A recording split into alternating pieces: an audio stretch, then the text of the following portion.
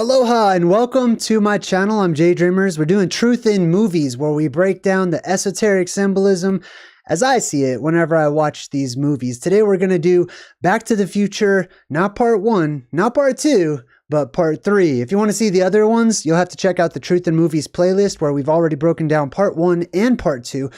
We're going to cover some of the stuff we've been over before, but we're also going to look at a lot of new things, including the meanings of people's names, symbolism, and even possibly how Michael J. Fox got his debilitating disease that he has. We're going to get really deep into this movie, check out some stuff, and have some fun. What's up, everyone in the chat? I see everyone.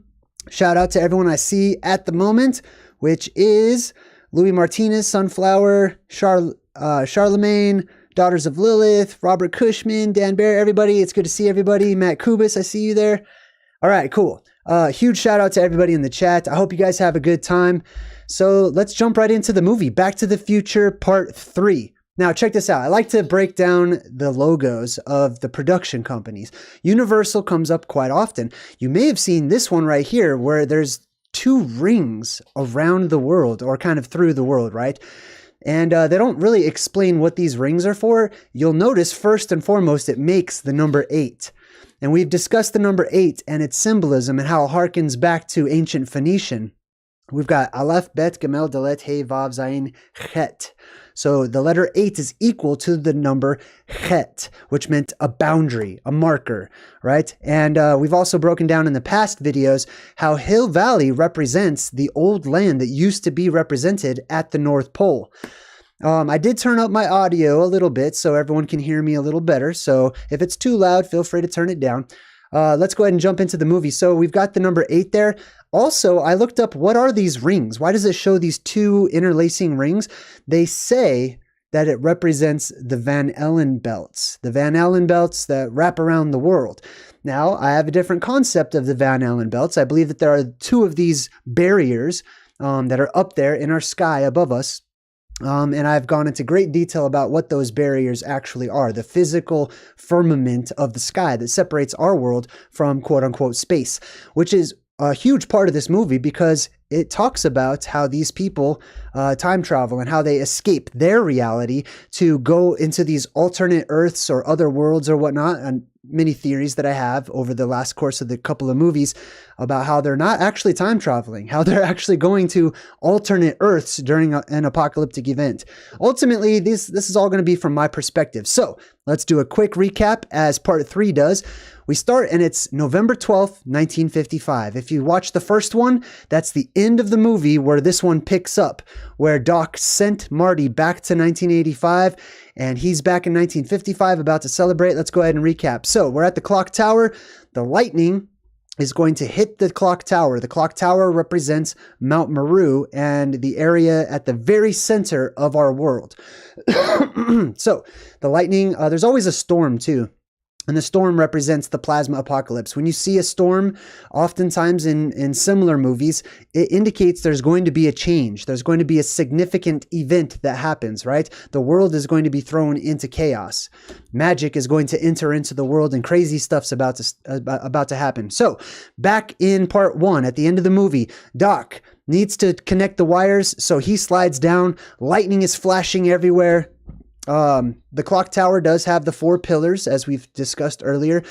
The DeLorean is on its way, and the DeLorean is outfitted with a hook. The hook needs to connect to the wires so that it can transfer the electricity, right? But the hook itself is very important because it represents the Vav, which is an ancient Hebrew number. It's the number 6. It's also Phoenician, the number 6. Is the Vav, and it's represented in ancient picture form as a hook, exactly like this. This is why we have a question mark at the end of sentences where there's some sort of riddle to figure out. There's something that's left unsaid. There's some sort of mystery that's happening, right? The Vav is the ultimate mystery because it represents the blue beam that shoots up out of our world after the polarity shift that we go through every other cycle. And then every other cycle in between, that blue beam retracts and it goes away. And that's responsible for the world losing energy and dwindling in power etc. All right, so the hook is on its way. Also, we talked about how the flux capacitor right here is also a hook. That's the ancient version of the hook. So today we draw a hook like this, but a long time ago they drew the hook or the vav like almost like a letter Y, right? It was known as the tent peg, right? Something that connects the ground to the sky, or something that comes up out of the ground. Oftentimes it's a spear, it's a Jack's beanstalk, it is a rod, it is an arrow, it is a javelin, it is a lance, it is many of these things, and it is the weapon. It's Excalibur, right? It's the weapon that beats the dragon, or at least it's seen as beating the dragon, because when it appears, the dragon goes away and it's defeated. But every other cycle, it runs away. It retracts. It's seen as being a coward or something, and it goes down into the inner recesses of the hollow portions of the earth, and the dragon wins. And that's whenever we go into the blue sky event that we have today. All right, so Marty's on his way. The clock tower is totally struck by lightning. The lightning's coming down off of the top, hits Christopher Lloyd, who is Doc in the movie. Now, I pointed this out in the past. Christopher Lloyd, but by the way, I actually have a little souvenir my brother bought me, which is the Back to the Future DeLorean from the third movie. And if you see there, it's got Christopher Lloyd's signature, which is very, very cool for people like myself. But Christopher Lloyd plays a very similar role in many of his movies. Oftentimes, there is an association with electricity or plasma quite often. So he's seen and portrayed as a character or an actor who tends to take roles of like savior type figures, Christ-like figures, wise wizardy kind of type eccentric figures. And what it does is he's holding on to the lightning bolt itself right now. And so he literally represents Zeus and Thor and many other gods of thunderbolts, gods of electricity, and quite often gods of the sky. As you can see, Zeus is holding that light blue beam of plasma, aka lightning, right there, just like Christopher Lloyd. Now, he looks up because he just saw the car disappear, right? Right in front of him, we have more symbolism, right? When we put the symbolism together, we build a story that is esoteric or occulted from the surface level story, which is they're just going back in time and having these adventures, right? This is the beam. This is the column symbolism. Sometimes at the beginning, the movies are represented by Columbia, and they show you like almost like the lady like the Statue of Liberty who has the eternal flame she's holding up in the air, and she's got a blue sash that spirals around her. She is a personification of that blue beam, just like Christopher Lloyd is a personification of that light, of that blue beam. And as you can see, the top of it's on fire. They have torches all around the world that are eternal flames. You're not supposed to put them out. It's very bad luck if you put them out. They want the flame to keep burning. That is symbolic of the flame of the world, the light of the world, the energy source of our world. It's deep inside. When it retracts, it charges. When it's done charging, it shoots outward and refills and reinvigorates our world with energy and magic. And there's a lot of really cool byproducts that I talk about on my Plasma Apocalypse playlist. So he checks it out. As you can see in the background, he's also represented here symbolically by the blue beam. We talked about that one in part 2. And then there's the 2 tower symbolism. The 2 towers, the 2 markers, the pillars of Hercules, the boundary stones, right? So you often have those in association. If you notice in the background, the name of this restaurant says Holt's. The Holt is a safe place, right? And it's appropriate that it should be right there where he traveled back into time, because the safe place during this apocalyptic event that happens, that I call the Plasma Apocalypse, is at the center of the world, within Mount Meru itself, or Rupas Nigra, right? Many stories that I've read seem to reference these survivors that gather and they take a journey or a trip or an exodus, however you'd like to call it, and they go back to the center of the world where they stay when the blue beam comes back up, so they can get the best effects from it. All right, so as you can see, Marty did not. Well, Marty was sent into the future. However, at the end of part 2, he immediately had to come back. He was in 1955, and he needed help because Doc and Marty saved the day. Doc was in the DeLorean, and it was hit by lightning. I think it's going to show you that. And Doc was sent back into the Wild West. So this whole movie is going to be about the Old West. And we're going to break down a lot of symbolism about that too. So he says, it can't be. I just sent you back to the future. And he says, I am back. I'm back from the future. So now he needs 1955 Doc's help to rescue the Doc who's 100 years before this in 1885, which also has 2 8s in it. So he says, Great Scott. Now, I didn't really cover this one a lot in the other ones, so let's talk about Great Scott. Why does he say Great Scott so much? Why is that so prolific? I believe, and I've always kind of thought this, that it's a way of saying great God. And I'll show you, actually. So if we look it up, it says here, arbitrary euphemism for great God. Great Gott. So it's pronounced in a different way, but sometimes they play with words so that you think they're saying one thing, but it's also pronounced the exact same way in another language. And that brings us to Back to the Future, Part 3. All right, cool. Back to the Future, Part 3. We're going to go into the Wild West. So Marty goes to 1955 Doc, and Doc passes out, which I'm going to come back to. There's a lot of passing out in these movies, which is appropriate. Excuse me. So Doc wakes up. You see him right here. He's recording himself. He's like, after that, I can't recall what happened. And he doesn't see Marty, who slept on his couch right behind him. He says after he sent Marty back in time, which represents the apocalyptic event, he passes out and he has a memory loss. He can't remember. He can't recall. I have discussed this in great detail in a couple of my videos in the Plasma Apocalypse series about worldwide memory loss and how there are events that happen that wipe the memories of most of the world's population. So after this event, they don't remember who they are, where they come from. They don't remember the modern age that they just transitioned from. And so that's what's being represented here esoterically. He says, after that, I can't recall what happened. Right? And he touches his head and stuff. Something's going on. There's a lot of electricity, and now he's forgetting things, right? They're connected. He says, in fact, I don't even remember how I got home.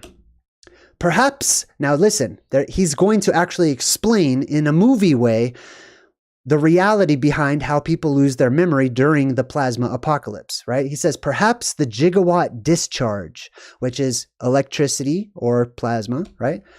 Coupled with the temporal displacement field generated by the time machine. So a temporal displacement field, you could look at that like it's an EMP, okay? So a huge explosion of power that displaces other magnetic fields and electromagnetic fields, right?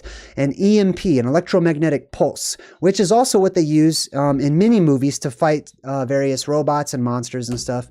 He says, caused a disruption in my own brain waves. So there's some sort of an EMP type phenomenon happening associated with a huge electrical discharge from the sky, causes a disruption in Doc's brain waves, causing him to forget, resulting in a condition of momentary amnesia.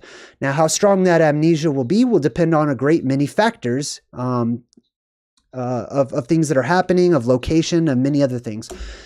Now, Marty's like, dude, I'm still here. You were not dreaming. I came back from the future. And he's like, yeah, right, future boy. Why should I believe you? And he says, look, you wrote me a letter from the Wild West. So they check out this letter and he says, Dear Marty, if my calculations are correct, first, let me assure you that I am alive and well. I've been living happily these past 8 months in the year 1885. So there's the 2 8s. Remember, 8 is a boundary marker. When you have 2 8s next to each other, symbolically, it represents a boundary. And obviously there will be consequences or repercussions of crossing said boundary markers, right? All right. Unfortunately, this proved impossible because the suitable replacement parts will not be invented until 1947. So he's way back in the 1800s, okay? He says that he can't fix the time machine because the parts won't be the suitable replacement parts, I should say, not car parts, time machine parts, will not be invented until 1947. You know what else really interesting happened in 1947? That's right, July 8th, 1947, Roswell Daily Record reported the military's capture of a flying saucer in New Mexico. So, Could that be a connection? The needed parts won't be, you know what I mean? They're not going to be available until 1947 when this UFO crashes, right? Which is also another connection with the sky beings that fall down into this world. Aliens, if you'd like to call them that. And he goes, amazing, I actually end up as a blacksmith in the Old West. Now, let's check out this word blacksmith. So symbolically, what does it mean that Doc, who represents the god of lightning, who represents the blue beam itself, and some other things, but what does it mean that he's a blacksmith, right? Well, everyone knows the common definition of a blacksmith, but if we look at the Proto-Indo-European root of the word black, it's bleg, something like that. All right, beleg, right there. And it means to burn, to gleam, to shine, and to flash. It actually has the opposite meaning, which is not surprising in the world that we live in. Everything's upside down and backwards. It has the opposite meaning of dark. It actually means bright and shining and gleaming, right? With the association of like when you burn something like metal, it will glow. And that's why they're called blacksmiths. The source from the Greek phlegion, to burn, to scorch. And it comes from the root bel, B-H-E-L, Behel, which is exactly the same word if you're into researching the deeper things in the Bible, or other religions as well. But there's an ancient god known as Baal. Exact same word, Behel, which is to shine, to flash, and to burn. Interesting. And of course, smith, usually smith just means a worker, right? But if we look at the root word in the Proto-Indo-European, it's smee. Just like Captain Hook's right-hand man, smee, same exact thing. Smee means to cut, to work with a sharp instrument. So, for example, these various gods of the sky, like Zeus and Thor's and stuff like that, they always had like some sort of accompaniment that was a weapon. Usually something that's sharp, like the hook symbolism that we talked about. The hook is the symbol of the victors. They come from the hook. They come from the pag, or they are the pagon, right? All right, so let's move forward. He says, Emmett L. Brown, September 1st, 1885. You know what's, I never knew Doc's middle name, right? We looked up Brown. Brown means to shine, basically. Emmett means truth, right? He represents the blue beam, I'm telling you. So, shining truth or light of truth. What is L in Emmett L. Brown? Let's check it out. It says here, the early origins of the Lathrop family. His middle name is Lathrop. Lathrop. And it says here, a tenant, somebody living in the land of Lowthorpe, held by Beverley from the Archbishop of York, who was recorded in the Domesday Book census of 1086. Domesday. That's a whole different video all on its own. I may come back to that one in another time, but it's the exact same meaning as doomsday. There was a book put out in the Middle Ages that was called the Domesday Book, and it literally means doomsday. And they recorded all of the population and what everyone did for work and who owned the land and what land was distributed to who. Very interesting. But Lathrop comes from Lowthorpe. We're looking up Doc's middle name real quick. So what does Lowthorpe mean? It says here, outlying farmstead or hamlet of a man called Logi. So it's the land that belongs to someone named Logi from the Viking personal name Thorpe. Okay, so Lowthorpe means land of Logi, which is very interesting. Logi, if we look it up, equates to fire or flame. So does blacksmith, right? So does brown. So do many of these things. They're very similar, right? All right. So a fire or a flame is Logi. Also, some of you may have made the connection to Loki, the god Loki, right? How about Thorpe? It says here it comes from Dorp or Dorf, right? Sometimes the P can make an F sound in ancient languages, just like our word phone, P-H-O-N, makes an F sound. So Dorf or Dorp, like Ganondorf, if you're a Zelda fan, means village, hamlet, farm, or estate. It comes from the Old Norse word Dorf, both from Proto-Germanic Thurpa. Okay, let's move on. He says, I could have ended up in the Dark Ages. They probably would have burned me at the stake as a heretic or something. Very interesting. I've talked about, whenever we broke down Monty Python and the Holy Grail, I guess it's called now, which is really weird. We broke down that movie and we talked about the breaking wheel, which was a method of torture in the Middle Ages and around that time. Another one was burning people at the stake. What people did is they saw what was happening in the skies, a cosmic display, and they saw it as the judgment of whatever God there is for them, right? And so they figured that they themselves must be righteous, right? There's speculation happening on my part, but it's also based on research and intuition and many other things, right? So it is my theory that they saw these cosmic events happening, cosmic plasmic discharges, and other electromagnetic phenomenon, and this is how they interpreted it. They were the righteous. They were saved. They were chosen. Everyone else was killed or sucked up or eaten by Kronos. So here's another thing that they did. They saw a burning man that looked like he was hung on a stake or a pillar or a beam or a cross or a tree, right? And so that's what they did to people who were bad. They judged them in the same manner as their God judges people. At least that's how they seem to have seen it. He says, all right, let's look at the map. So Doc from 1885 from the Old West drew a map of where the time machine is so they could find it, right? Now, he says, let's look at the map. When they give instruction in the movies, I always stop it because I believe they're talking to me. For those of us who have the ears to hear and the eyes to see, we're going to pause the movie and consider what they're telling us. He says, let's look at the map. So let's look at the map. Let's zoom in on it a bit. Now, it's kind of hard to see, but do you see this image right about there? Remember, we were talking about how Hill Valley represents the 4 lands that make up one huge circular island that used to be on many of the ancient maps of our world. Also, it's alluded to and referenced all throughout ancient history, according to my studies. Now, I drew a little picture of what it looks like there so you can see it whenever we put it back. It's a circle with an X and another circle right there in the middle. So we take a look at the old maps. Here's one of the more popular ones that I like to check out. We have a circular land at the middle of our world with another circle in it, which is like a giant crystal lake of pure fresh water, and this black mountain that comes up out of it, which I call the plasma volcano. Also, take a look. This is Hill Valley. You see how all the way around the edge, there's nothing but mountain, a huge mountain chain all the way around, separated by 4 rivers. All right, so they take another look at the map and they decide to go dig up or to go find the DeLorean, the time machine. It's been hidden in a cave. Now let's check this out. It's going to get even more interesting. He says he blows up some dynamite in order to open up the cave because there was, it was buried and stuff. Marty says, I think you woke up the dead with that blast. Remember, Doc represents the blue beam that shoots up out of the world, creating these huge sky beams all over.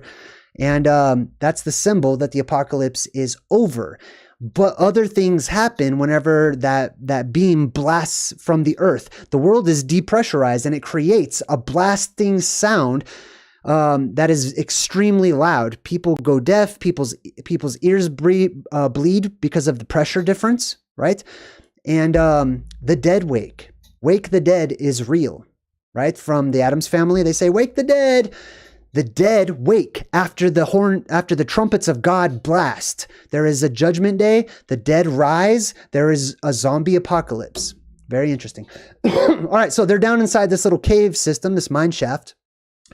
They're holding on to their flashlights. They're looking for the DeLorean. Now listen to what Doc says to Marty. This reminds me of the time I attempted to reach the center of the earth. What? How did I miss that? I've never heard Doc say that. Every time I've seen this movie a million times. Doc tried to go to the center of the earth. Check this out. I spent weeks preparing that expedition. I didn't even get this far. So in the movie, it doesn't seem like they went very deep into the earth, but apparently in the story, they went very deep into the earth because Doc actually prepared an expedition to go into the hollow recesses of the earth itself. Very interesting that they would have him do that. Doc Brown prepared a Hollow Earth expedition. And this reminds him of the time that he did that. Now, he carved his initials, or he drew his initials into the place, this wall where the DeLorean is buried behind. And it says, "My initials, just like in Journey to the Center of the Earth," or whatever. I can't do a good doc tonight. So let's check this out. Journey to the Center of the Earth. It says here, the two men in Journey to the Center of the Earth discover a piece of parchment which carries a coded message. The message tells them that it is possible to descend to the center of the earth. And so he puts his initials on it. And in the story, it's very interesting that the way that they get into the hollow recesses is they drop down into a volcano in Iceland, way up north. Very interesting story. All right, so we move on, and they find Doc's own tombstone. He died back in 1885, only a week after he wrote them this letter. So, wait a minute. Let's take a closer look here. That says he died on September 7th, 1885. That just happens to be my birthday. So my birthday is coming up in a couple of weeks. I thought that was an interesting coinky-dink. We move on, and they're looking up the history of Hill Valley, right? Which represents the land at the North Pole that was once on those maps, right? So we look at Biff's lineage, or his ancestors, and it says Buford Tannen was a notorious gunman. Buford Tannen. Let's look up and see what his name means. It says here, let me make it a bit bigger so I can read it.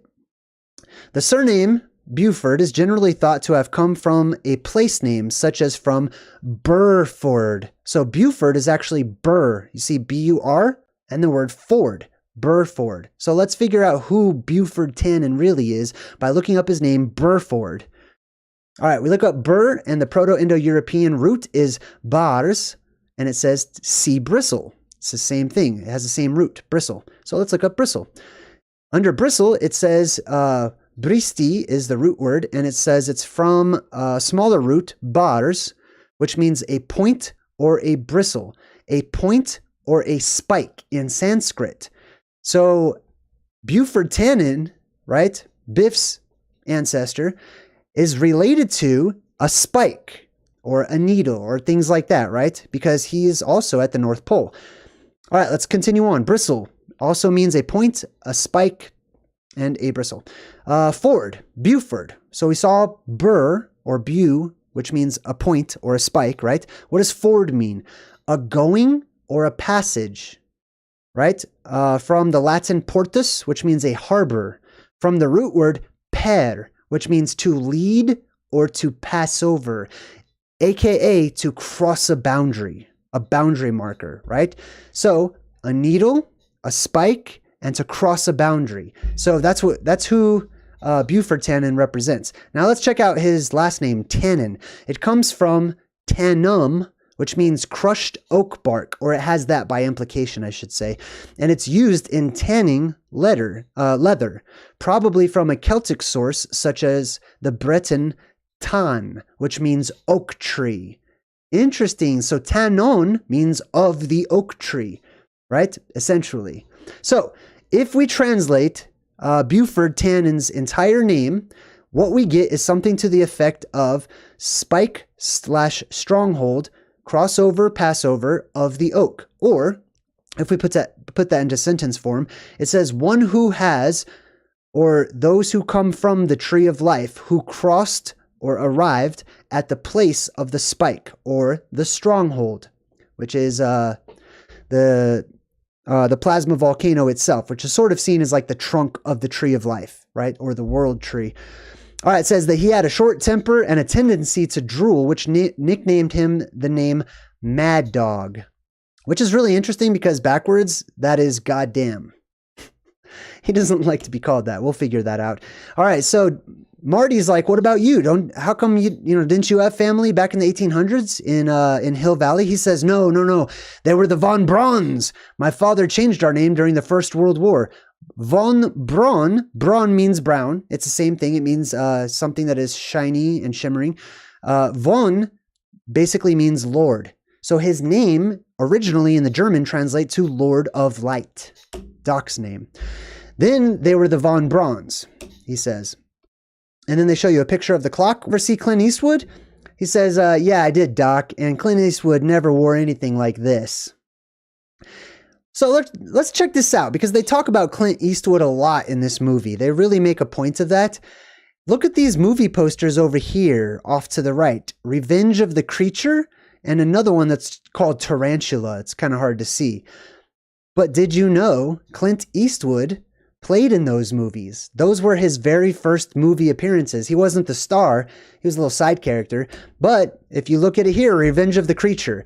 Now, this is all sci-fi. We associate Clint Eastwood with just Western or whatever, right? I think it's interesting that he started off his career doing stuff that's sci-fi, doing stuff that's out there, and then he sort of settled into a lot of Westerns and stuff. But it says it marked an early role for Clint Eastwood, who made his film debut in Tarantula that same year, which is about a huge titanic tarantula, which has the Fantazoid symbolism and also the plasma symbolism as well. Very interesting stuff. Now, wait, let's zoom in on this outfit, because I think I've missed this quite often.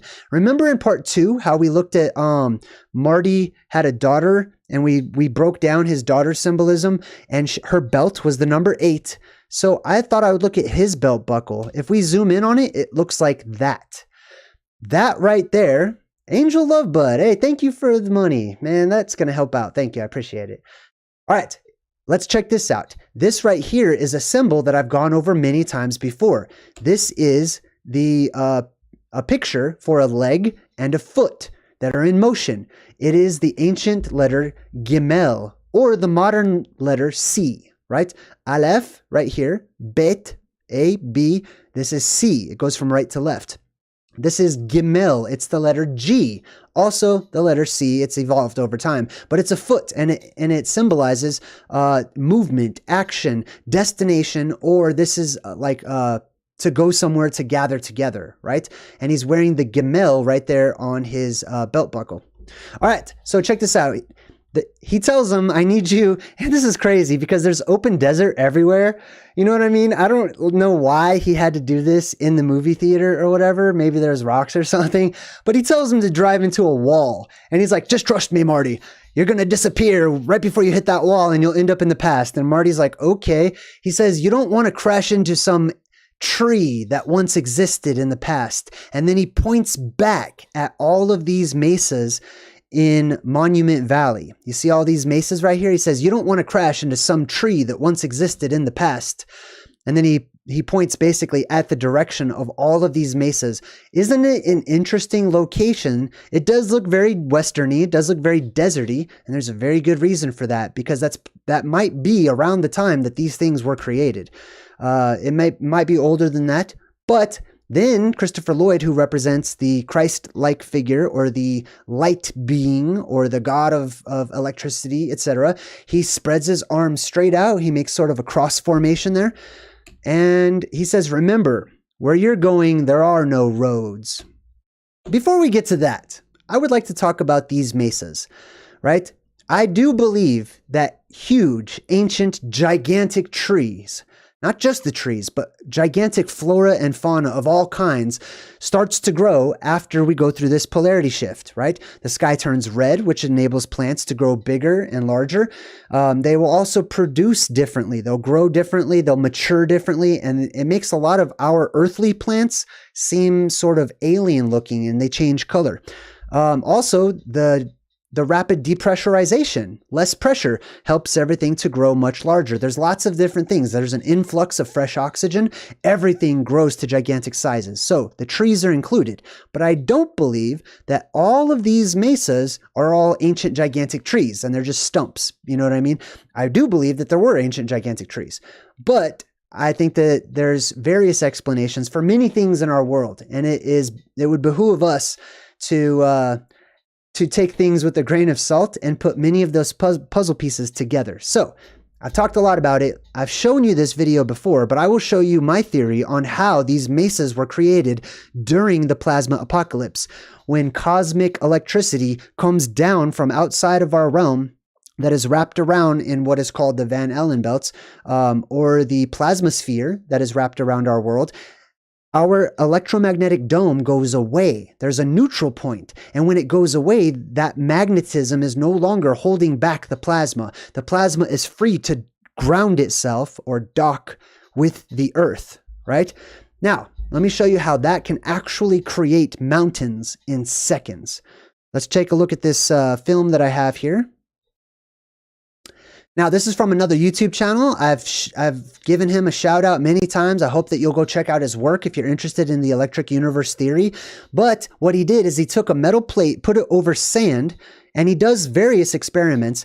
He turns on the electricity and runs an electrical current over the metal plate. Now, what happens is the positive parts of the sand want to reach up to touch the negative parts of the electricity. So it literally pulls the sand up with it because the current is so strong, right? And this happens to mud, it happens to sand, it happens to many different things. And when that electricity is removed, boom, we have the Old West, the Wild West, with many different mesas and stuff. You can see many of them actually look like, you know, they're little tree trunks and stuff like that. And this helps to explain why many of them are cut off at the exact same height and why they're perfectly flat on top, or often very flat. Here's another one where he runs an electrical current through mud and it pulls up a miniature mountain, and it petrifies it. It hardens it towards the top. All right, so there is an example right there of how mountains can be made in seconds through cosmic plasma discharge. All right, let's move on with the movie. I'm glad you guys enjoyed that one. All right, so he says, roads, where we're going, we don't need roads, right? Remember he said that in part 2. He's talking about it in part 3. Why do they keep on referencing how they don't need roads? Well, there's a place called Rhodes, and it's from the Phoenician erod or harod, which means snake, for the serpents which were said to have anciently infested the island. Now, let's take a step back here. Oftentimes, we have many stories about how various islands or places were infested with serpents and how they had to drive out the serpents, etc. What if they're not talking about physical snakes? Animals. What if they're talking about plasmic occurrences because they lived during a time where there was a huge electromagnetic charge in our world, where there was magic, where there was energy, right? And there was seen balls of plasma rolling about, which gives you Attack of the Killer Tomatoes and the Blob and all this other types of references, holy bees and fairies and whatnot. But then we also have streaks of plasma that move about in different ways through currents in the air, and also currents on the ground. So the word comes from, what was the word? Roads, right? So roads comes from snake. Where we're going, we don't need snakes, right? Which is really interesting because this word, if you read the Bible, is also Herod or Herod, like the guy, the governor person who was in charge, or King Herod, right? He was basically in charge of giving the command to kill Jesus in the Bible.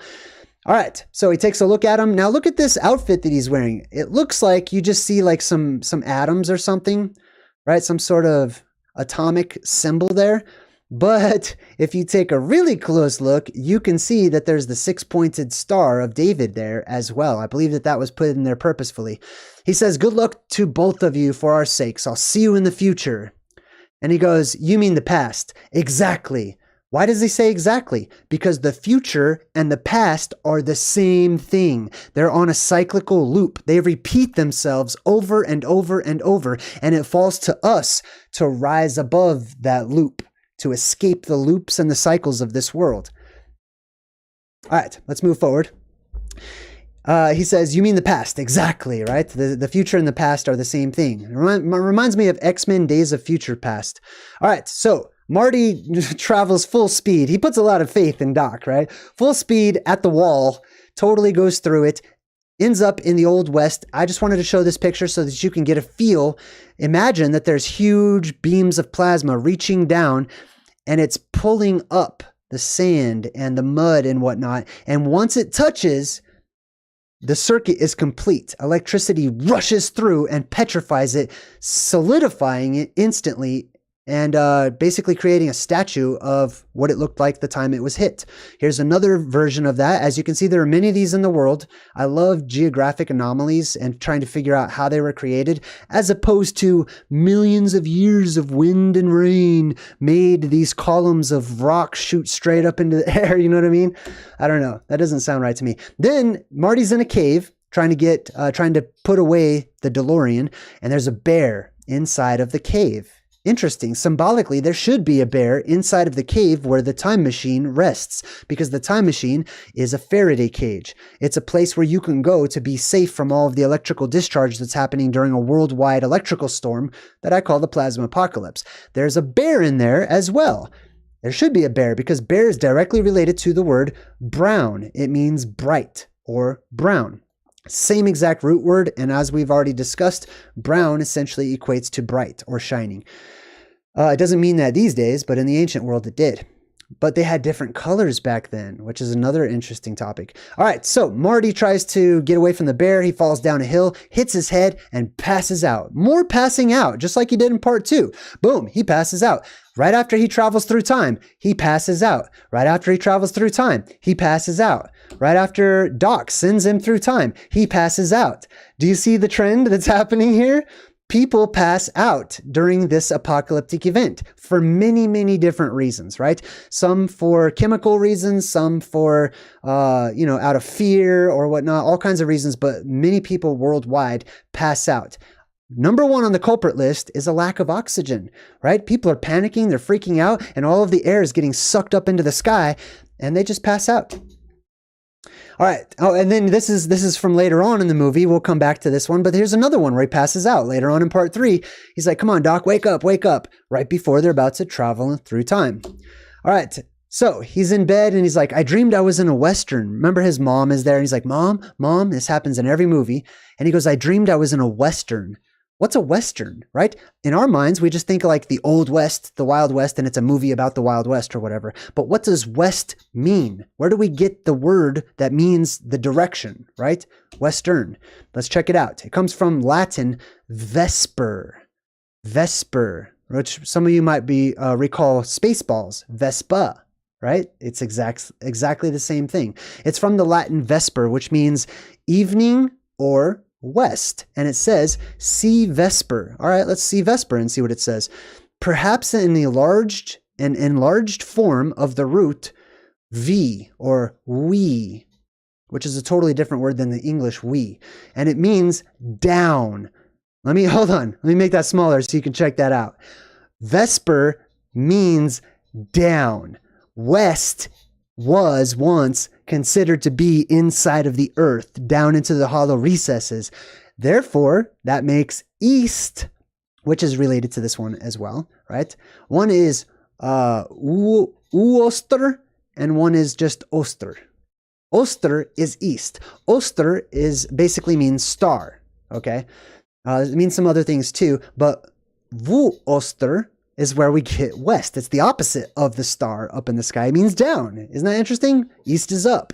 21 pilots were right. All right, so he says McFly, Maggie. So this is his super great grandmother. Her name is Maggie. Let's find out what she represents. The word Maggie, or the name Maggie, comes from Mag, which comes from Old Norse Magan, which means power or might. His family descends from those of power, those who were the Magi, or the magicians, or the wise men and wise women of their clans. And she says, not too serious. Or she's Irish, right? She says, not too serious, but lucky for you, Seamus found you when he did. Her husband's name is Seamus. Let's check out Seamus real quick. Now, if we zoom in here, I'll show you. Boom. It says here, Seamus comes from Shamash. It's related to the word and the name Shamash. Was a god in some of these ancient worlds. And it says he was often depicted holding in his hand the symbols of justice and righteousness: a staff, a beam, a rod, the rod god, and a ring. You see that? The ring of power, the all-seeing eye in the sky, the hole in the sky that opens up when the world depressurizes. Those are synonymous with one another. There is a circle and there is a staff, and they're always connected, or they should be. All right, so Shamash is very interesting. It's an interesting word. Not only was it the name of an ancient god, but in modern Judaism, they have Hanukkah, right? And you know how you light the menorah, like every day you light the menorah or whatever? Well, the candle that they use to light all of the other candles is called the Shamash, and they say to light the Shamash. The helper candle set higher or lower than all of the rest of the candles, first using it to kindle the rest of the Hanukkah lights as you say or sing, "We kindle these lights because of the wondrous deliverance you performed for our ancestors." Deliverance from what, I wonder? The apocalypse is what? Okay, that's in my mind. Ancient people were delivered. Those who survived were survivors. They were the victors. They were the Nike. They were the Nicolaitans. They were many different words, but they were survivors. They were the winners, basically, is how they kind of saw themselves. Very interesting stuff. Now, this is Shamash right here. Let me make this so you can see it. This is the ancient god Shamash. He used to have some horns up here, which basically denoted his position, right? His authority amongst the gods. This is an interesting shape I'll come back to. But here you have the ring and the rod together again. And it says up here, I'll make it a little bit smaller so we can read it. "He was believed to see everything that happened in the world every day, and was therefore responsible for justice and the protection of travelers." In case you forgot, we're breaking down the name Seamus, which comes from Marty McFly's great-grandfather, right? He is a protector of travelers, which Marty McFly is. So in the movie, his grandfather's constantly kind of, being a protector for him. As a divine judge, he could be associated with the underworld as well, right? Very interesting, because the blue beam retracts down into the underworld. And there are many legends and myths and stories that talk about how that god or goddess of wisdom, usually, right, retracts and it goes down into Hades, down into Sheol, down into the underworld or the under realms. And that's where it stays for a while. Here's the full picture of Shamash. As you can see, is portrayed as a giant, where these are allegedly regular-sized humans, and this is the hole in the sky. When we look up into the sky, this is the Oster. This is the real North Star, okay? Or the circular light that people see. Huge. Many people, when they see this, they will mistake it for many different things, or they'll interpret it. I don't want to say mistake because they believe it, so it's real to them. But this is the hole in the sky that opens up that has plasma pouring out of it, which is why quite often you see that they have these squiggly lines. Many modern historians misinterpret these types of symbols as being symbols for the sun, our sun. They're not, because sun rays go straight, usually, right? So the sun, when it's drawn, has straight lines coming off of it. The hole in the sky that opens up has squiggly lines coming off of it because plasma is pouring into our world from above. All right, then we go to Seamus. So the first part of Seamus, or S-E-A basically, in Seamus. We're going to break that down real quick. It comes from siu, right? And it means to bind or to sew together, to seam, to bind something together. And by extension, we get a promise. So symbolically, they're representing those of the promise, right? There's some sort of a covenant, some sort of a promise, some sort of an understanding or agreement that these survivors had made, some sort of a pact that they had made. And Seamus's name harkens to that. Now, we see William, which is Seamus's son. So William is huge. Let's go ahead and talk about the name William. We've referenced One-Eyed Willie and the name Will many times in various movies because the name comes up quite often. So let's check out what it means. Obviously, Will or William comes from will, and it means to will, to wish, to desire. In Gothic, right? To choose. To will, to wish, to desire. Now, from Germanic words comes the Proto-Indo-European root word vel, which is where we get our word well. Like, are you good? Yeah, I'm doing well. Well, like a wishing well. A well, like a hole in the ground that springs out water, right? This is the plasma volcano. This is the wishing well, basically. And it means to wish or to will something to happen, right? To will something, not to want. Want is a totally different word. Want means you don't have. Want means you acknowledge that it's not, you don't have what you want. Basically, that's what that means. To will means you're making it come into play. So I recommend for many of you truth seekers out there, start changing your vocabulary. right? Experiment with different things to see how the vibration and the frequency matches up with your soul and your spirit. So for example, if you would like to have $1 million, don't say I want $1 million. That's just acknowledging the obvious that you don't currently have it. You will $1 million. You will it. You see the difference there? All right, let's continue moving on. William, let me, well, I guess we're not moving on quite yet. William, so we've got will, which comes from well, right? Or a spring. And then William actually comes from Wilhelm, right? And helm comes from helm-az, which means a protective covering, from the Proto-Indo-European root word kel, or cal, if you like, Superman fans, which means to cover, to conceal, and to save, right? So William means, will means a well, like the wishing well. Basically, it's the plasma volcano at the North Pole, and it is a place of covering. It is a place of safety. It is a place of concealment, which is where the Norse version of Adam and Eve went to avoid dying in Ragnarok, the end of the world in Norse mythology.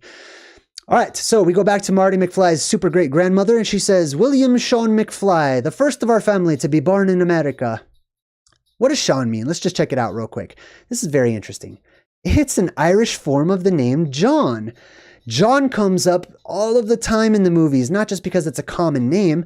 There's a reason it's so common, because it's an important name. It describes something very important in our world. John goes all the way back to the root Jan. You see that? There's different ways to spell it. Jean, Jahan, Johann, all these different ways. But Jan, J-N, or the J and the N sound together.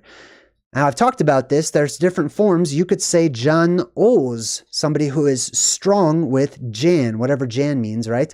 Jan Oz, or Janus, the two-faced god, which we've talked about in other videos. Jan means garden, right? So somebody from the strong garden, or the original garden, right? This is how you say garden in Hebrew. It's gan. That's how it's spelled, gan. All right, let's continue on in the movie. We are at Hill Valley, which represents the North Pole. This is a long time ago in the Wild West. Let's check out the Wild West, see what it looks like. So this is what the world starts to look like after an apocalyptic event, okay?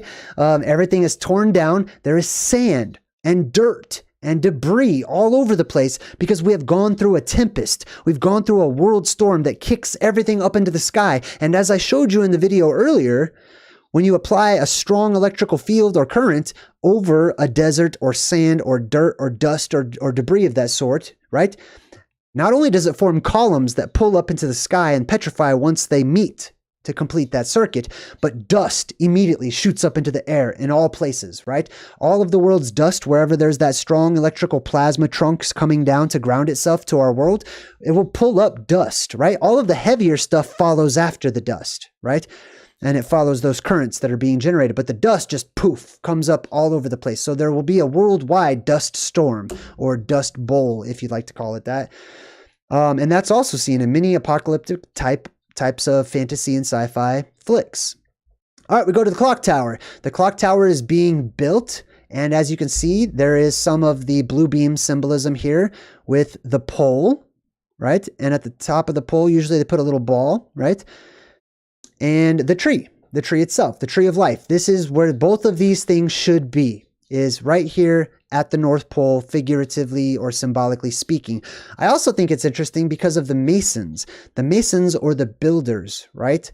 The builders, I have a theory that it's possible that some who survive may actually try to gain control of the plasma volcano, of the holy mountain itself. They may build around it and try to utilize or redirect the energy that is giving them amazing powers after the apocalypse. But that's another story. So let's check out the rest of the movie. All right, so Marty McFly opens up a door, goes into the first saloon that he sees, and all the cowboys are like, oh my God, who is this guy, right? Are you in the circus? And he asks for some water. But take a look at this in the background. We've got another wheel in the sky symbolism. 1, 2, 3 with 6 spokes coming out of it and a central rounded area, right? Now this guy right here off to the right, I just want to point him out because he's one of my favorite classic voiceovers for like children's cartoons because he's got that crackly voice. He's like, he must have got that off of Jet Chinese. You know what I mean? He talks like that where his voice kind of cracks. Well, this dude's name is interesting. Did I even have it? Where is his name? Oh, his name is Pat Buttram. That's his name. I'm just like, okay. Anyways, he's played some pretty classic. The Sheriff of Nottingham was my personal favorite. I love that one. Anyways, Pat Buttram appears in the movie. The bully, Biff's super ancient grandfather, right, walks in, Buford Tannen, who we've already talked about. And he says, hey, you ain't supposed to be in here, Seamus McFly. And he's in there with his gang. And he says, you kin to that hay barber? And they're sort of, allowing you to see like what it was like to speak and the differences in vocabulary, right? Between modern times and what it was like not so long ago. Look how fast our languages can change, right? It doesn't take that long for languages to evolve into completely other languages, right? We call it slang, right? Dialect, accent over time changes languages completely, which is why vowels were introduced into many languages to force that nation or that tribe to keep their language so they can continue to communicate with one another. If not, see you later, right? They become not a part of the tribe anymore. So he says, you kin to that hay barber? Kin means family. A hay barber. That's very interesting that they refer to him as such because those ancient gods, many ancient gods of our past were referred to as barbers. They were the gods of the barbers, the gods of the razors or the people who cut hair basically. Now let's check out one of these in particular, which is one I bring up quite often. Let's see. I don't know if I'm going to be able to zoom in all the way. It was Loki, the god of fire, aka light, and mischief, right? AKA plasma, when you put those two together, who cast this sleeping spell on Sif, which was a female goddess in Norse mythology. He found her dozing or sleeping with her gorgeous hair flowing all around her, her golden locks of hair, right? Huge long hair. And his evil mouth smiled at this chance to make trouble in the thunder god's household, Thor's household. And he knew that Sif's hair of gold was Thor's greatest treasure. And, where was I? And he was determined to take it away from him. So, while she was asleep, Loki took his shears, his scissors, and chopped off her hair, every single lovely lock, one by one. They tumbled onto her shoulders and down, man, it's hard to read when I'm moving it, down her dress. Her head was bare as if she just had a haircut in the army or had become a convict on a prison ship. So Loki is one of these barber gods, basically, right? The symbolism behind that, not the symbology. So just so you know, symbology is the study of symbolisms, but this symbolism is whenever you see a symbol and it represents something, right? Just to help you out. All right. So the symbolism behind that is that the plasma that comes down is seen sometimes as hair, just like Medusa's hair is all snakes. It's plasma. It's the hair of some sort of sky entity, right? That hair is symbolically cut off by the light. When that blue beam or that Excalibur or that sword or whatever shoots up from the earth, the reversal is complete. The electromagnetic dome invisibly goes back up, cutting off the hair of the sky god, symbolically. All right, we go back to the movie. He goes, nobody calls me Mad Dog, which is kind of like goddamn backwards, like we said. All right, nobody calls me Mad Dog. So they catch Marty. Now check this out. This gets kind of personal and kind of interesting. So they lasso Marty. They hang him up from the courthouse, just like many people used to do. They hang him, basically to kill him. Michael J. Fox is really, actually freaking dying right here. Okay, this is not him acting. I looked this up. Okay, it's a well-known story in those circles. He actually lost consciousness because the rope was too tight. Now, many people know that he has Parkinson's. Let's check something out real quick, okay? The Back to the Future scene that almost killed Michael J. Fox. There's many articles about this. Now, let's take a close-up look and read together. Damn, I gotta zoom in a lot. Sorry about that. While the rehearsals had gone well in practice, the rope became too tight, cutting off Michael J. Fox's airways. Part of the danger with these types of effect shots is that the actor is supposed to look like they're in pain and be struggling as if they're playing the scene well. So crucial warning signs can easily be mistaken for good acting. He was actually hung and lost oxygen and probably passed out or something. But let's take a look at when this movie came out. Okay, when he was hung, around that time, concluded in January 1990. Now let's compare that to when he was diagnosed with Parkinson's and see if we might find a correlation. Mr. Fox was first diagnosed when he noticed a twitch in his left little finger while he was working on the set of the 1991 film Doc Hollywood.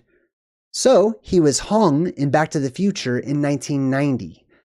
Then he was diagnosed basically the following year, or he started to notice symptoms the following year, right? Now let's take a look at this little article, which is interesting. It says recent evidence shows that events causing reductions in oxygen supply to these neurons might also be related to PD, Parkinson's disease development, right? So what am I saying? I'm saying it's an interesting coincidence, right? That he was literally, physically, actually hung, right? Oxygen was cut off to his neurons in his brain, and it was pretty serious, and he could have died, and they say that he was very close to dying, basically. And then a year later, all of a sudden, develops Parkinson's, and they're saying, scientists are now finding a link between a lack of oxygen and Parkinson's disease. Okay. Well, that's very interesting. All right, so September 7th, we already gave myself a shout out for my birthday, which is awesome. And then I wanted to include this. They're trying to get the DeLorean up to 88 miles an hour because they don't have any gas, right? It's kind of ridiculous, just the idea that it has to be 88 miles an hour. It's symbolic of the 8 and the 8, the two boundary markers, right? Which are the pillars of Hercules. Obviously, Doc is a genius, okay? He had an expedition to go to the inner Earth. He built a time machine. There's no way he would think that a whole bunch of horses are going to pull him 88 miles an hour. You know what I mean? Like, you can only go as fast as the fastest horse in your little group. So he knew this. But I wanted to show you the monuments in the background again anyway. He says, hiya, hiya. Now, that word hiya, or if you're in karate, kia, stuff like that, right? It means life. And that's why we say that. We try to generate the most life that we can, and we cast a spell to amplify our life, our spirit, our energy, our chi, our chakras, our whatever else words there are. You know what I mean, right? That's why we say that. All right, here's Monument Valley one more time. I wanted to get a good close-up picture of that. To me, once you see this, you cannot unsee this. I cannot unsee this anywhere I go. Just like when I look at the ocean, I see the flood's remnant. I don't see oceans or anything. I see the world was flooded with water. You know what I mean? When I look at this, I see the world had plasmic discharge that came down, creating bolts that created craters in the ground, or the less violent ones would pull the earth up, and it did many different things. Lots of potential there. So Doc is looking at a Wild West map, and he says, funny, this map calls Clayton Ravine Shonash Ravine. Now, this is where I would like to include the chat, if you'd like to try to figure out some stuff as well, right? What does Shonash mean? Okay, I have looked up everywhere I can for that word. I can't find it anywhere. I can't find that there was an ancient Indian word called Shonash. I could be, maybe I just didn't find it. But if you could help out and leave it in the comments of what you think Shonash means, or, maybe the roots of the word or what it could possibly mean, that would be awesome. Thank you. So Clayton Ravine used to be called Shonash Ravine. And then we meet the Clayton. It's her. It's the woman. She was supposed to die in the ravine. Her name is Clara Clayton. What does Clara mean? Well, if we look it up, Clara means basically clear or light and bright. Many of these characters, especially the good guys or the perceived good guys, are named after light and brightness, right? Because they represent the blue beam, or those who travel to the blue beam, those who will become the future leaders of the world because they inherit what is left, right? They become royalty, they become the leaders of the world and stuff just by default because they're there and everyone else is dead, right? Which is why Clara Clayton wears quite often purple. You will see her wearing purple all throughout the movie.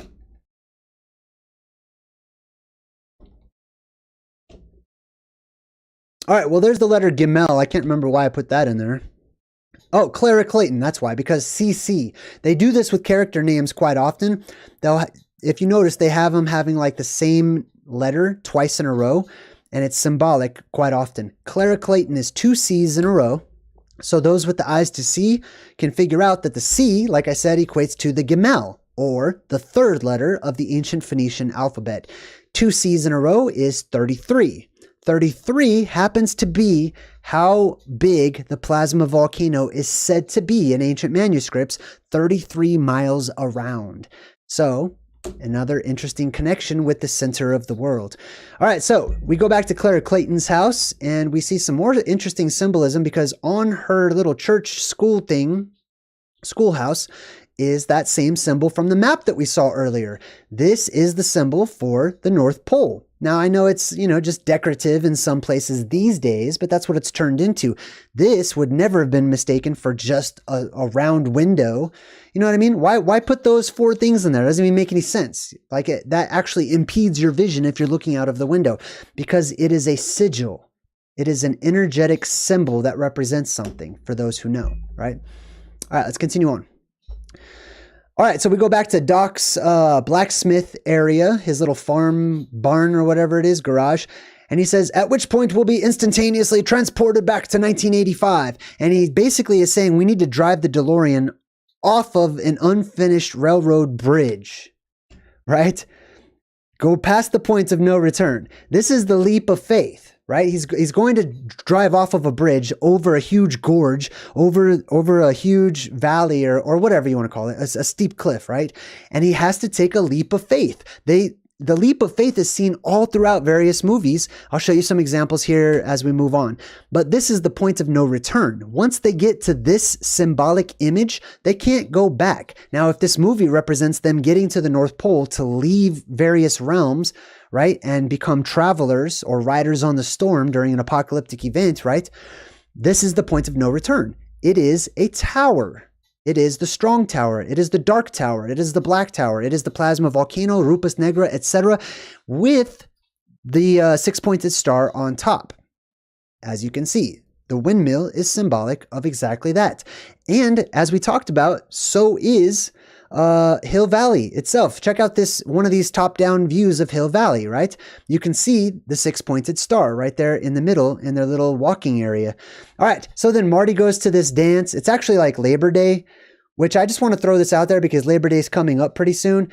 And I was teaching my son about various holidays and stuff. I just think it's hilarious that it is a day to celebrate labor, which is work. It's slave labor, just so you know that, so we're on the same page, okay? And they give you the day off. The world is upside down. The world's backwards. They're celebrating the fact that they have all of this slave labor, so they give all their slaves a day off, and they call it Labor Day, which is the exact opposite meaning of what it actually is. It should be rest day, but it's not. It's Labor Day. The world's upside down and backwards. So he holds up the Frisbee plate, iconic scene where the Frisbee was sort of invented in the movie, but look at the symbol. We have seen this symbol in many movies that we've broken down in the past. Let me zoom into it a bit. You see that? That's the symbol for the plasma volcano and the beam shooting up and out of it. That's why this symbol is a mark of excellence. This symbol is like the Michael Jordan symbol. It's many different symbols. Pardon me. All right.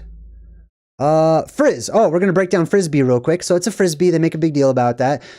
Frisbee. Where does that word come from? It's not just the person's name or something, or it's just some fun sounding, toy manufacturer word or something. It's a real word. Fries comes from fris, which basically means fresh, refreshing, cool, or chilly, clean, pure, and hygienic. It's where we get our word freeze from, is fries. It's almost said the exact same way. So frisbee starts off with this, something that is fresh, refreshing, clean, pure, hygienic. Okay, what's bee? Frisbee. Let's zoom in a bit. Be is a suffix, by. It's not the word by, it's be, it's a suffix. It's the end, it goes at the end of a word.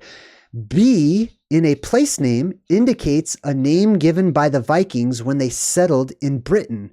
The suffix be meaning farmstead, settlement in Old Norse. So the suffix be means a place like a home, like a hamlet or a village or a town, right? Stuff like that.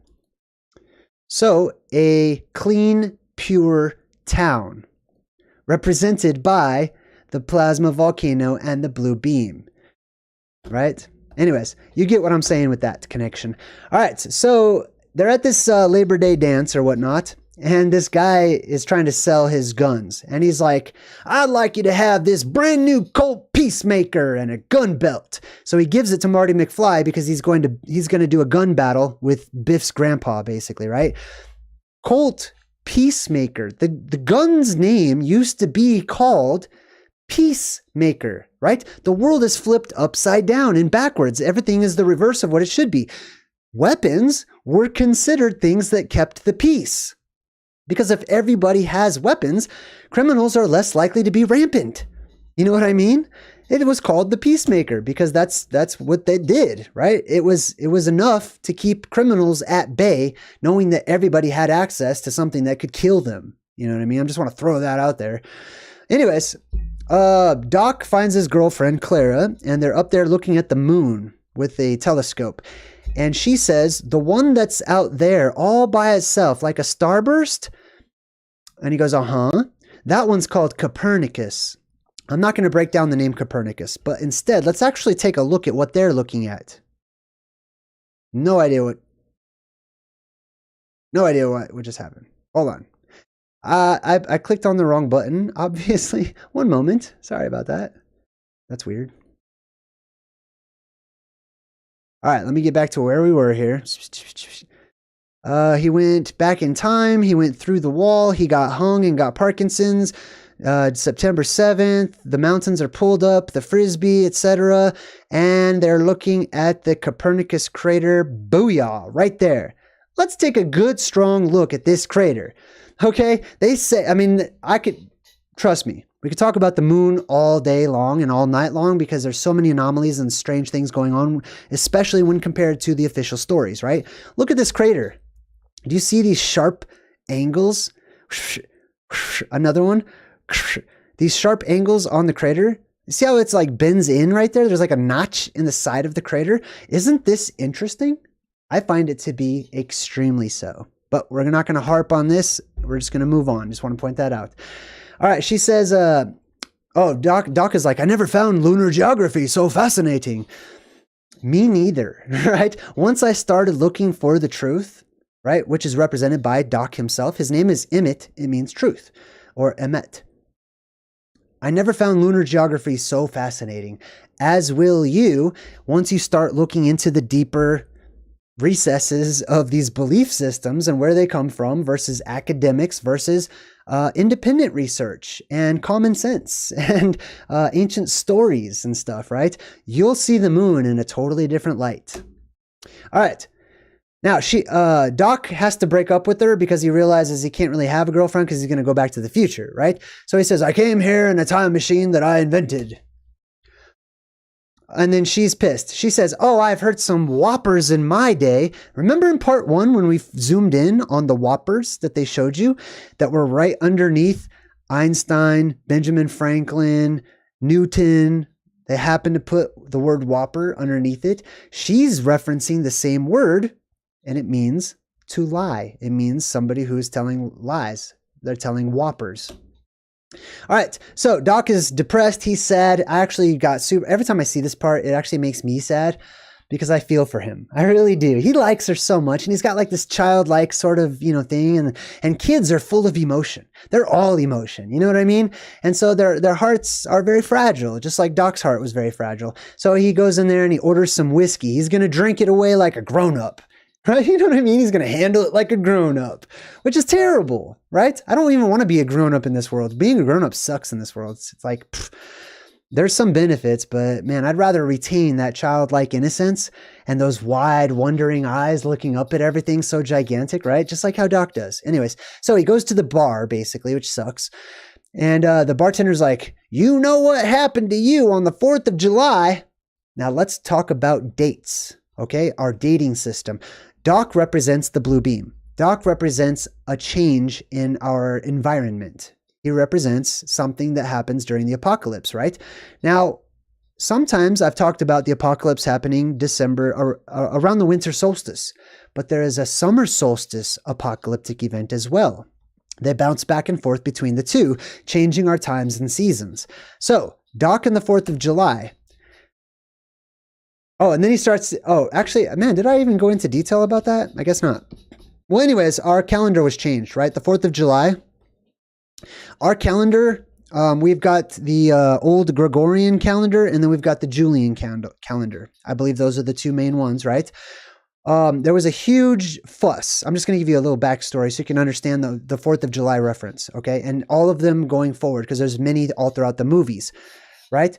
The 4th of July used to be the summer solstice before they changed the calendar. It is exactly today about 13 days after the summer solstice, right? Which is like June 21st around this time of year, right? Around June 21st. If you count how many days are after that, it's about 13 days. I can't remember if it's 11 or 13, but it started off as 10. There was 10 missing days. And then for various reasons, they kept adding days or whatever, taking days away. But the point is the 4th of July used to be, the summer solstice, right? Just like the beginning of the year was not in the dead of winter, which makes little sense in the world that we live in today. The beginning of the year was when things were brand new and starting to grow and life was popping up out of the earth. That was around like Easter time and stuff, right? Whenever we have like the seasons are all messed up. That's all I'm saying. All right, so then he hasn't even taken a drink yet, and he's talking to everyone about the future, and he goes, "We have motorized carriages called automobiles," and then the cowboys are laughing at him, and they go like, "Hold on, hold on, I gotta do a squeaky cowboy voice." All right, so in the future they have motorized carriages, right? Cowboys say, if everybody's got one of these auto whatsits, does anybody walk or run anymore? And he goes, of course we run, but for recreation, for fun. And they go, run for fun? What the hell kind of fun is that? Right? Which is that's one of the funniest things in the movie. I don't really do it justice, but it cracks me up, right? We're lazy these days. The modern day people are lazy. We're out of shape. We're not treating ourselves very good, right? And so we run for fun. I just thought that was interesting. All right. Now, Buford Tannen has challenged Marty McFly to a gunfight in the middle of the street. Old-fashioned to the death, right? He says, it's 8 o'clock and I'm calling you out. Oh yeah, run for fun? So that's the part that he does, right? Meanwhile, 8 o'clock, he's calling out Marty, right? And basically, Marty's like, I don't know, should I go out there? I don't really want to get shot, and I have to go back to the future. This is all irrelevant to me. I'm from a different time. But the cowboys are like, everybody everywhere will say Clint Eastwood is the biggest yellow belly in the West, right? Where did I get this? Hold on. Where are we going with this? Oh, Clinton. Clint. What does Clint Eastwood mean, right? So what does Clint mean? Okay. Why do they keep referencing these words? Clint Eastwood, right? Well, Clint comes from Clinton, which means somebody from Clint, right? Clint means a settlement on a hill, right? A settlement on a hill. just like how they settle at the plasma volcano, at the island in the middle of the world, to escape the apocalypse and to live close to the blue beam. So a Clint Own is somebody who is from those who settled on the hill. And then east, we've already established east is up, right? So those from the hill, east wood or tree, right? A tree that goes up to the sky, or the world tree, right? It's a reference to that, and that's why Marty's named that. All right, so Marty goes out into the street. He's trying to be the bigger man. He takes his gun off. He totally drops it on the ground. And Buford Tannen is like, oh, yeah, okay. He doesn't even understand, because he represents those who are of the surviving class that have this type of a mentality. There are basically two at that point in time, okay?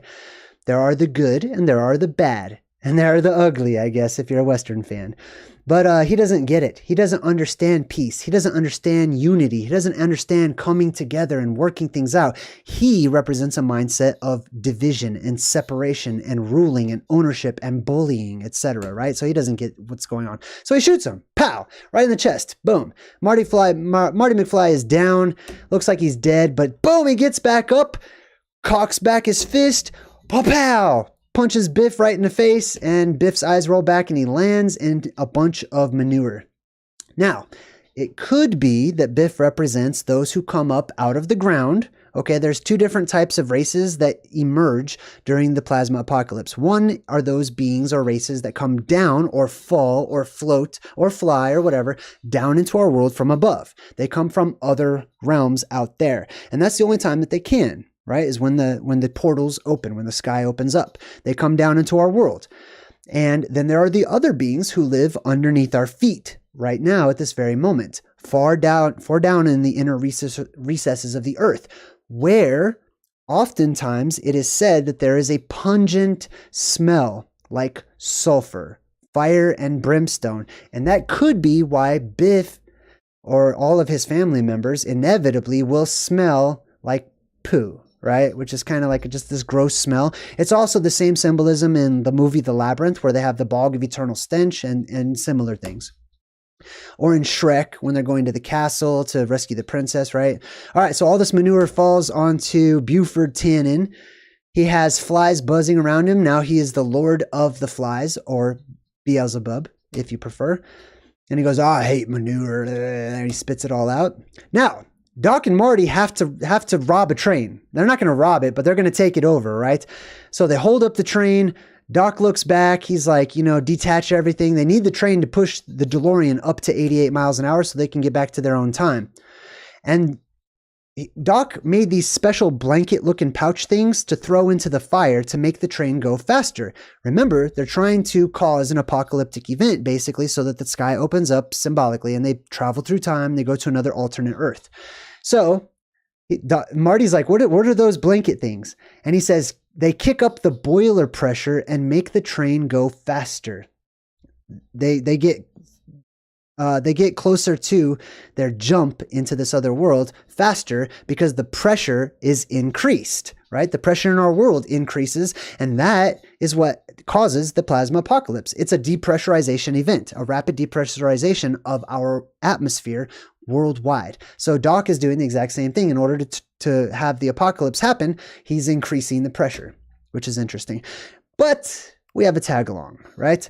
Clara has followed them, right? She represents the nobility. She's actually going to go with them. She has to go with them because that is her destiny in the world that we live in. The nobility are the survivors, as we talked about before. And she says, Emmett. So she's chasing after the truth. Okay, she's going to the blue beam. She's going to the light of the world. And look at him. Isn't that great? I love this. Let me zoom in on this picture, right? Real quick. This is what I'm talking about. I know he's an actor and everything or whatever, but man, he nailed it, right? Childlike, wide-eyed wonder. That's what I'm talking about. Let's bring that back into our lives. I think some of us missed that. And he says, you can do it. Just don't look down, right? Now, remember, they're going to go east. They're going to go up. They're going to escape this world, this realm, this timeline, this reality, and they're going to leave through, symbolically, plasma conduits that are connected to other domed realms and worlds out there, right? So don't look down, right? That is something that can possibly cause people to freak out and stuff. Don't look down. Anyways, that's what I got out of that. Now, here's the boiler. It explodes. There's so much pressure and fire comes out, symbolic of the plasma that comes out of the hole in the sky. And on top of that, we've got all these little pins and bolts or whatever they are that are shooting out, exploding, and all this fluid is coming out from behind. This right here, I believe, represents symbolically our sky during the plasma apocalypse. I'll explain what I mean. You can see how all those little bolts right there have exploded and the steam is coming out from the other side, right? So let's take a look at this like it's a microscopic version of the macrocosm, which is our sky itself. Initially, we've got the main depressurization apex, or the place where the sky blows out. It blows open, right? And plasma makes its way in. But then we have smaller little weak spots in the sky itself, right? That we call craters. Okay. Just like when we see the moon and it's got all these little crater marks, just like how we looked at the Copernicus crater earlier, right? It's got all these little notches in it, which makes it the weak points whenever the world is depressurized, right? And what happens is they also explode and plasma seeps on in through those little small openings that we used to call windows in the sky, or the portholes in the sky, which is where I believe the stars come from. So the stars will be seen with all of this fluid jetting out behind it, which is plasma. The plasma is coming into the world, leaving these long red streaks coming down, these stripes that fall down from the sky, which is also the tiger symbolism in many movies too. All right, and here we have the train. 131 is sort of a play on 101. 101 is the two boundaries, the pillars of Hercules, right? And the 0 in the middle, or the opening in the middle of the world, or the island at the middle of the world. Or if you flip it up, it's the eye in the sky. But either way, it's the place of beginnings. It's the garden. It's the Gan. It's the Gen, the Gen, the Janus, all of that stuff. It's 101. It's where everything starts. It's where everything begins. Then they make a play on that and they have 121, which is like the second iteration, the third iteration of, like, you know how the Hopi and various Native Americans have their different worlds that they've been through? Same concept. Except here it's applied to a movie, right? Part 3. All right, so Doc grabs the hoverboard. He's hovering over to help Clara. Grabs her, and he is a kid in a candy store. I mean, he's so happy right now. He doesn't even care about all the danger. He's just happy to have his girlfriend, which is awesome. So they share a nice little moment. And ultimately, I believe it's all about love, right? All of the cool stuff we've gone over, all the little details and breadcrumbs and secrets of life and stuff, those are byproducts, right? Those are meaningless if we don't have that. If that is not the goal, right? That big puppy dog grin, right, that you have when you're just happy and you care about other people so much, right? That's the goal. That's why we learn these things. That's my goal, I should say, at least. All right, anyways, and I encourage that to be your goal if you'd like. So he jumps back into the time machine. Now watch this. Watch all of this electromagnetic stuff happening on the time machine, right? You see all these little plasma streaks all over the place? They're not getting inside of the time machine. Right? It's being pushed by the train. Electricity is all over the place. And he's like, he's not even worried about the electricity. He's worried about flying off of the bridge and landing at the gorge in the bottom, right?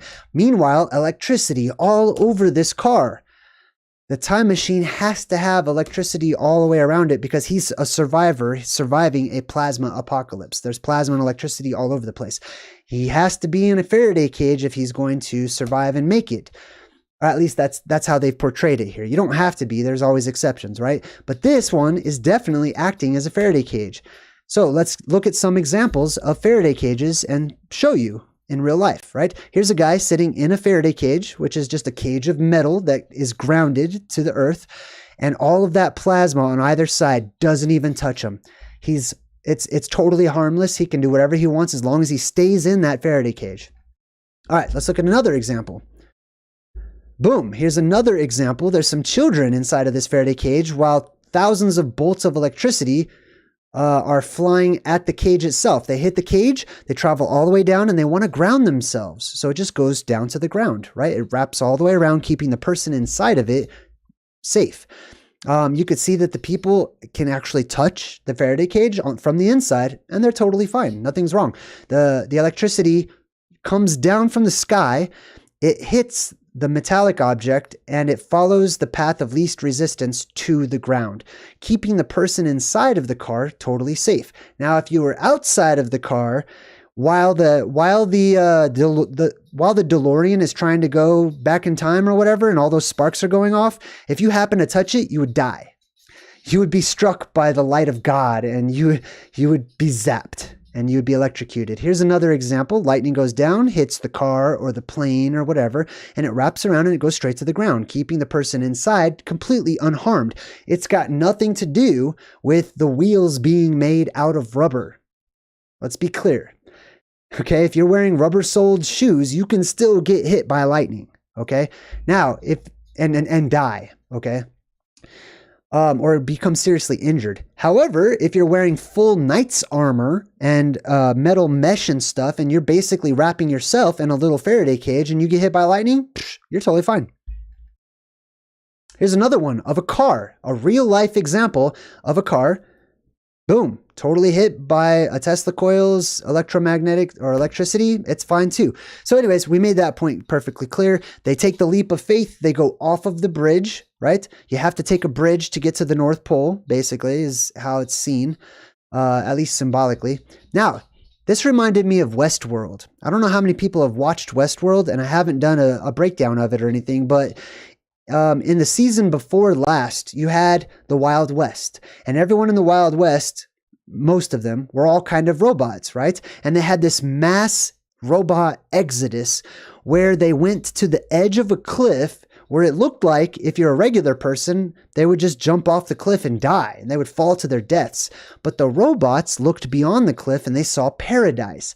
So they made a leap of faith, walking right through this opening, this rip in their reality that only they could see.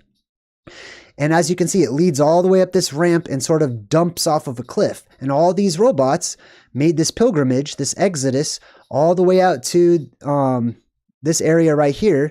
And they had to make a leap of faith. They had to jump. And when they did, they landed on the other side perfectly safe in paradise, which is sort of the symbolism that we see often in the movies with Indiana Jones, right? And his leap of faith that he took. Here's the iconic picture from the movie too, right?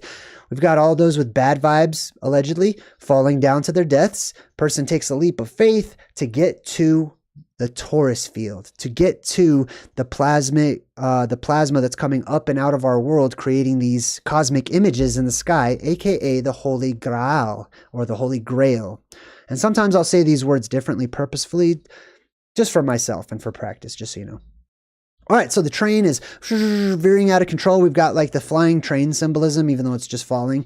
Quite often that represents plasma conduits themselves, as you'll see here in just a bit when you see the new time machine. So that plane falls to its death, but Marty... Now, I want to show you this in the movie. If you're a Back to the Future fan like I am, you've paid attention when you listen to the time machine, it always makes 3 loud explosions. And then it appears. Along with those loud explosions are these blue little poofs of light, right? There's 1, 2, 3 loud explosions, and then boom, you travel through time. Just like there are 1, 2, 3, or 101, right? Because the O is the middle plasma volcano, right? The Pillars of Hercules, and then the World Tree in the middle, right? That explode or erupt, or however you want to say it, and you'll hear 3 loud explosions. All right, so he arrives safely in the modern day of his time, and you can see it says Eastwood Ravine. There's always like some sort of a gorge or a ravine or a bottomless pit, or like in Bill and Ted where they just fall down into hell like forever and ever and ever, and they don't stop falling. That is the symbolism there. And he gets to a place called Hilldale, or at least I don't know if this is Hilldale, but the sign is a billboard for a living community called Hilldale, where Marty will live in the future, as you saw in part 2, right? So let's check out what Hilldale means. I do believe we broke it down in part 2, but let's just go over it one more time real quick. Dale, hill, you know, right, means mountain. Dale means a vale, a valley, or a gorge, exactly like the gorge that they just almost crashed down into, right? So a hill with a gorge. It's a volcano, basically, is what I'm saying. Very interesting. It's also like Tor, related to the word Tor and tower, etc. So he's on the tracks, and there happens to be a reel of train headed right towards him, and he's like, oh my goodness, right? And you can see it almost has like the flux capacitor kind of shape to it, right? And a split blue beam kind of look. Bam! Smashes right into the DeLorean just as he jumps out of it. And check that out. You see how there's sort of that VOV or V shape? It's a blue VOV, and it's the blue beam that goes up and splits towards the top, creating the top of the chalice of Christ, or the top of the toroidal field. The time machine gets destroyed. Boom! Once the blue beam, by the symbolically the train, makes an appearance, destroys the ability to travel through time, because you lost out, right? That electromagnetic dome goes back up over our world. The Van Allen belts are preventing you from going to the moon, or however you'd like to see it. And we start a new age. We start a new epic, a new era, right? Sometimes they'll put like some lights there for the dead lights, which is really interesting. I was watching something where they called this dude who was missing an eye, and he kept calling it his dead light. I forgot what that was. That was last night. Anyways, so the train smashes the time machine. Boom. He runs back home to the Lyon estates, represented by the boundary markers, the two pillars, as we talked about in part 1 and part 2. He gets back to his house. I never noticed this before, but look at all this huge electrical stuff right behind his house. I just thought that was an interesting thing. And then he gets to the Biff that got knocked out in part 1, the weak Biff, right? The lame Biff who's put right in his place. And he's like, oh, just putting on the second coat now. He keeps on saying that. It must be important. It must have something to do with the symbolism of the movie on an esoteric level. The second coat. Our world gets a second coat, okay? The first coat is the inner sky, or the inner firmament. And then it gets another coat or covering, right? Same thing. And on this one, it's just symbolized by wax for the car.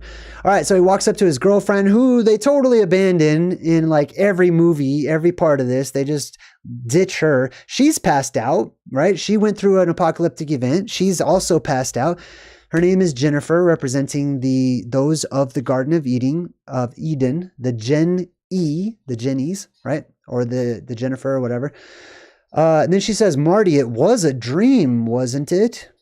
So she wakes up and she thinks that stuff that really happened in her past was just a dream. It was all make-believe. And she just accepts her new reality as she goes forward, which represents many people who wake up from the plasma apocalypse. They just accept it.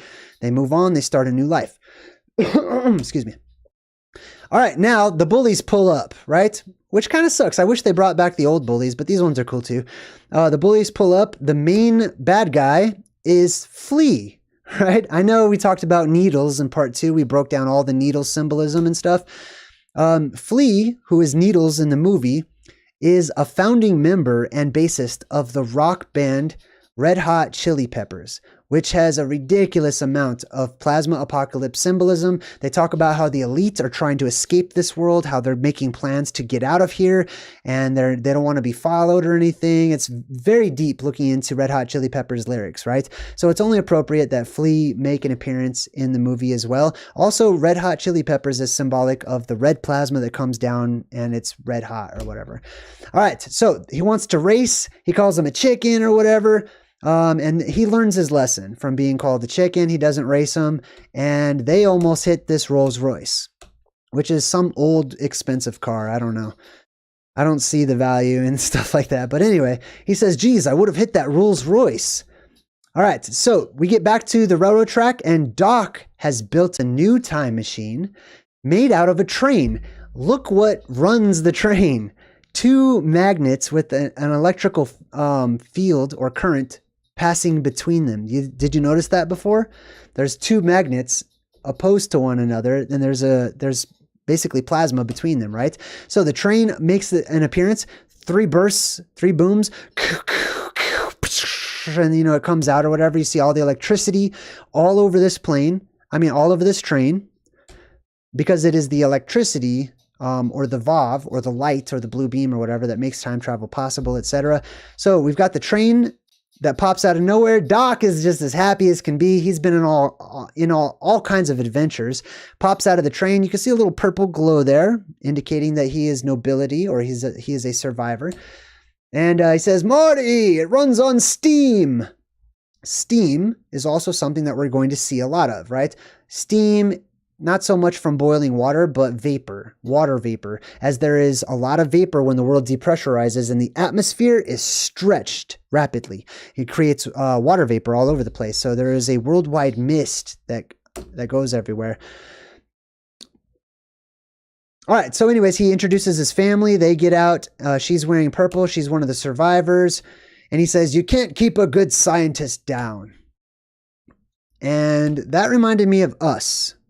Right? You can't keep us down. You can't keep independent researchers down. A scientist is somebody who studies knowledge, somebody that acquires knowledge on their own, right? Somebody who seeks after knowledge. The word scientist equates to, or at least it used to, truth seeker, right? Unfortunately, we've got totally different vocabulary in the modern age where scientist equates to something totally different. Basically, it means a mascot who is to be believed and obeyed without question. I have my own vocabulary. Thank you very much. It means now, okay, so Jennifer holds up the note that says you're fired from part 2. And she's like, it's all erased. What does that mean? Why is it erased? He says, "It means your future hasn't been written yet. No one's has. Your future," we're talking to you, remember. "Your future is whatever you make it. So make it a good one," right? We may live within the loops and the cycles of the world and of nature, right? It's spiraling, it's cyclical, it's spherical, etc. It doesn't mean that we have to follow it wherever it goes. There are shortcuts that we can take. There are ways out of these loops. Now, those might take us into other loops, but hey, you escape the one that you're in. You advanced, right? You advance, you move forward, you move on, and you become better. You leave this school of thought, essentially, and you break free from all of those loops that you keep encountering in this existence. All right, so your future is not written, okay? That's me to you, and that's me talking to myself. I do a lot of self-talk on my channel as well. Your future is not written. Whatever you have done in the past does not dictate or shape you into who you decide to be going forward. Will you be? You will be, right? Will yourself. Don't want to be a better person. Don't want to be a different person. Don't want to change your life. Will yourself to. It will happen. All right. So anyways, the time machine, all of a sudden, the train won. I don't know why they came in on the tracks, because that seems like it was really dangerous. Like, they had no idea who was going to be. Marty could have still been on the tracks and they could have just totally killed Marty. Or that other train could have been there, right? I don't know. Who knows how he knew? But the train can fly. So it's kind of interesting that they didn't choose to fly in and just kind of land or whatever. They chose to appear on the tracks. So anyways, the train floats, it takes off. This flying trains or subway cars or things of that nature, to me, represent the plasma conduits, right? Those streams or those hallways of plasma, those vortices or vortexes, the Einstein-Rosen bridge, right? That connect various alternative worlds that exist out there in what people call the multiverse, or what I call the fractalverse, right? This is symbolic, right? The flying train represents it's going to take you from one reality to another reality, or things of that nature. Let's see. So also trains will fly. One day, I believe, okay? Everything will float. Everything will be, many things, there's always exceptions, many things will be sucked up into the sky during this event. I've got a couple of really good videos describing the many different ways or the factors that come into play that make it so that there is no what is perceived as gravity, right? There's actually an increase in buoyancy and a sudden force that thrusts everything up into the sky whenever our atmosphere is spilled out, right? And for more information, I would just do a quick research of Archimedes' principle, because that's exactly what happens to our world. All right, anyways, so the train floats up. It grows these totally 1960s Batman throwback looking wings or something, right? I don't know. Anyways, it starts to fly and it takes off, does a sweet U-turn, backs up, the whistle blows and comes right towards us. But do you see right there? See those 3 dots? Let's do another frame. You see those 3 dots right there? Those are the flux capacitor. It's hard to see right here, but if you zoom in, check this out. The train is equipped with a flux capacitor, as it should be, right? It has to be. It's got the VOV connection to it, right? Also, you may see 3 lights like that if you look up into the hole in the sky. I've seen a lot of evidence that those are the quote-unquote dead lights, that there are these otherworldly lights on the other side of our sky, and the people look into the dead lights for too long and they become hypnotized or entranced by the energy that's entering into this world. And so the train comes right at us, boom, and that is the end of Back to the Future Part 3. We went over a lot of stuff in this series. I've done over 60 different movies, truth in movies. If you enjoyed this presentation, right, go check out part 2, part 1. But I've got over 60 movies that you could totally binge watch, from The Lord of the Rings to Dark City to Stephen King's It. Many different movies where we do the similar types of things and we break down these esoteric breadcrumbs. With that being said, thanks to everyone in the chat for hanging out with me tonight. Let's roll the credits and give a huge round of emoji applause to all the people who support me personally and make it possible financially so that I can have the time to do things like this and share it with the rest of you. Until next time, I'm JayDreamerZ saying good vibes and goodbye. So hard to fade away.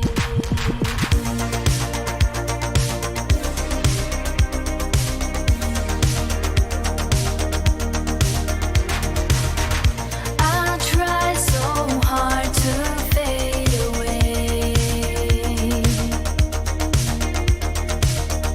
but something's forcing me to stay.